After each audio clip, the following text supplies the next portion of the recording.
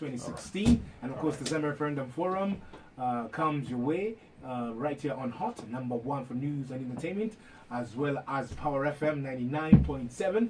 That's Lusaka and the Central Provinces. On the Copperbelt, we're live on Nia FM 89.9.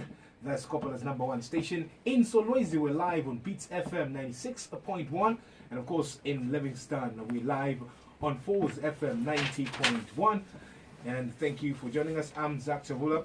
And of course, in the studio this afternoon, I'm joined by ECZ Public Relations Manager, Mr. Chris Akufuna, who is the Public Relations Manager at the Electoral Commission of Zambia. And of course, I'd like to welcome him to the program. Good afternoon. How are you doing? I'm fine, thank you, and thank you for coming to the commission. Yes, we're broadcasting live from the commission, actually. Thank you very much. It's an honor. All right. Now, to begin with, let's look at what the referendum is and who exactly is eligible to vote in this referendum.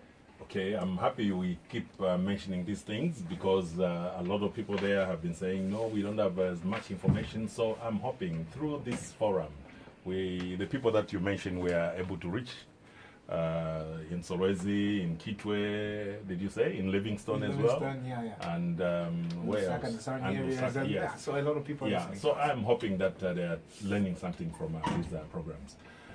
Now, like we have said before, when you talk about a referendum, you are referring to a process that allows citizens to directly participate in an issue or indeed in the making of a law, and they participate through either saying a yes, or that is agreeing to a proposed law, or indeed a no to a proposed law.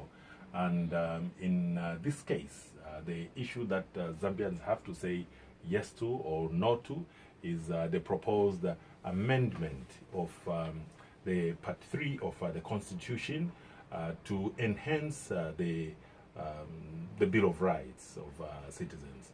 But there is a second part to it, which is to repeal and replace Article 79 of the Constitution. So that is the matter that Zambians are saying yes or no to, and that is why we have this referendum.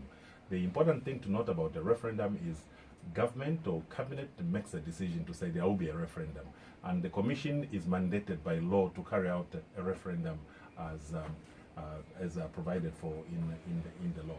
So really, that is what a referendum. Now, in terms of qualifications, the eligibility. Yes, one does not need to be a registered voter. I think that is key. The important thing is one is a Zambian, has attained the age of 18, and is a holder of a green national registration card. And once you have these things that I've just mentioned, one qualifies to vote in the referendum. Now, in terms of preparations, what progress has been made so far regarding the holding of the referendum alongside the general elections as we set for the 11th of August? I think maybe what you may be interested in that case is perhaps the ballot papers for the referendum. Among the ballot papers that came into the country, and the verification exercise is ongoing as we speak at the Silver Resta warehouse. The political parties are present at that verification exercise. We have requested for each political party, participating political party, to give us 2 persons who are there. The media is invited. We have also invited our district staff. These are our officers that work in the various districts. And so far, as of today, we have finished verifying ballot papers for 6 provinces. We are remaining with 4, which we've started processing today. These are being the Copperbelt, Southern Province. There is another one, Luapula, and indeed Lusaka. So these are the provinces that are remaining for verification. So as far as ballot papers are concerned, everything is in? Everything is in, right. And it is hoped that we should finish the verification exercise tomorrow. Before then, we announce the program of distributing these materials to the various districts. Now, how was the response from the public at the just ended Agriculture and Commercial Show? Were people visiting your stand to learn about the referendum? A good question. The bulk of the people that passed through the Electoral Commission of Zambia stand, actually let me just say perhaps over 90%, they just wanted to know about the referendum. Yes, and so we were really overwhelmed with the response and of course the questions, but we also did try as much as possible to explain to them what it is about the referendum.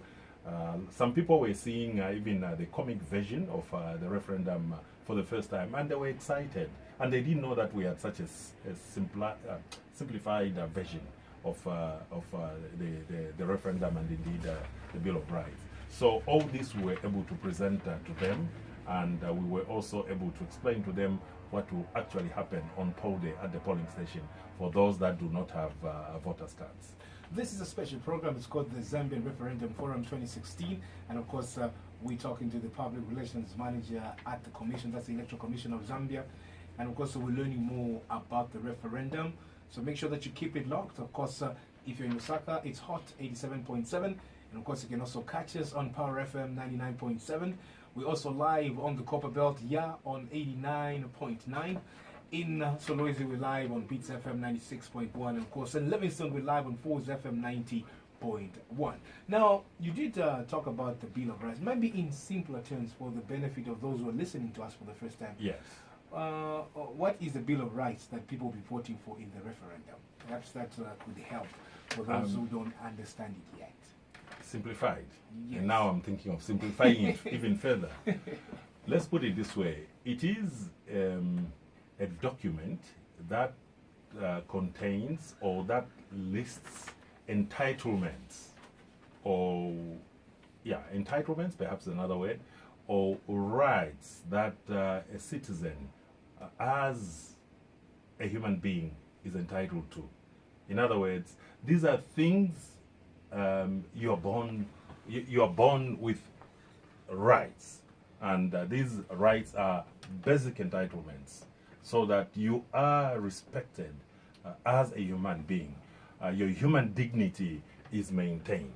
And this Bill of Rights explains those details of what rights you are entitled to as a human being and indeed as a citizen. Now, can you kindly share with us some of the rights that are contained in this expanded Bill of Rights? I think it's important to know that firstly, all human beings, being human, have rights, and in the current Bill of Rights, the main emphasis has mainly been on civil and political rights, and that's the current bill. But in the expanded Bill of Rights, you are now talking about even economic rights, social rights, cultural rights, and environmental rights. The enhanced Bill of Rights, which is being proposed, has also included another aspect, which is the further and special rights. And under the further and special rights, this is where special groups, or what you may call, special groups, like say the advanced, the senior citizens, the children and persons with disabilities, they are provided for. So all these are the rights that have been included in this particular document. Would you care to share some of them, just to get into a bit of meat, some details? Yes, just to say that in the past, we used to say, as citizens, we are entitled, the Constitution entitles us to freedom of expression, freedom of opinion, freedom of movement, and the like. And now, when with this Bill of Rights that is being proposed, we have we have other rights that are very, very particular. The access to information I spoke to is there, and which also goes to the freedom of expression, freedom of association, and indeed freedom of movement. And if you want to say, there is even the freedom of, if you want to stay in a particular area, you have the right to choose where you are going to stay. There is an emphasis in this Bill of Rights of the equality of women and men to inherit, own, use, administer, and even control property. So all this is in this current bill. Now, the issue of justice. Every citizen, being a Zambian and as a human being, you have the right to access justice, and that's been there. The issue of discrimination, a person should not be discriminated to. That is another one, and you are also protected from inhuman treatment. You're supposed to be treated in a humane way, and you are entitled to security. Slavery, you are not supposed to be, you are supposed to be protected from slavery, servitude, and forced labor. So what is expected is that the state will provide an environment that allows the citizen to enjoy these rights and conditions. Then under economic, social, cultural, and environmental rights, this is where now some of the very new basics come in. The issue of the right to health care, the right to clean, safe water, and decent sanitation. I know that's a contentious issue, given our environment around. Indeed, and the poverty levels in our communities. But what we are saying is, in this expanded Bill of Rights, we are saying citizens have this entitlement. They can claim for these rights, and a citizen has the right to employment and fair labor. And we've been crying about unemployment. Indeed. How this will be done is perhaps the $1,000 question, but the point is, in the expanded Bill of Rights, there is that provision that citizens have the right to employment. We also have another right, which is the right to social protection and education. The right to social protection is an entitlement. The right to education is an entitlement. And we expect that government. I mean, this will Bill of provide. Rights is quite progressive. Well, this is what I think the experts have said.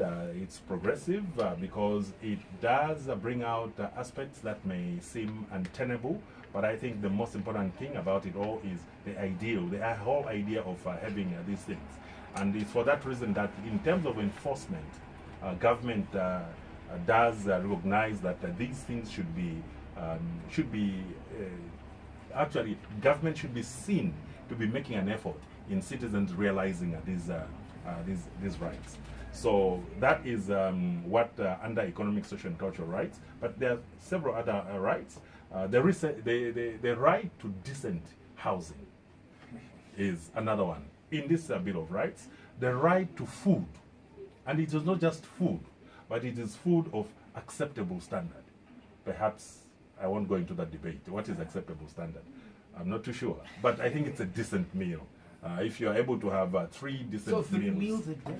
yes, There is going to be an entitlement to pay. indeed, and I mean, this is going to put government to task. well, but Need the government to it also now gives a citizen an opportunity to take government to task in terms of these things. In terms of culture, a citizen has the right to enjoy his or her own cultural practices.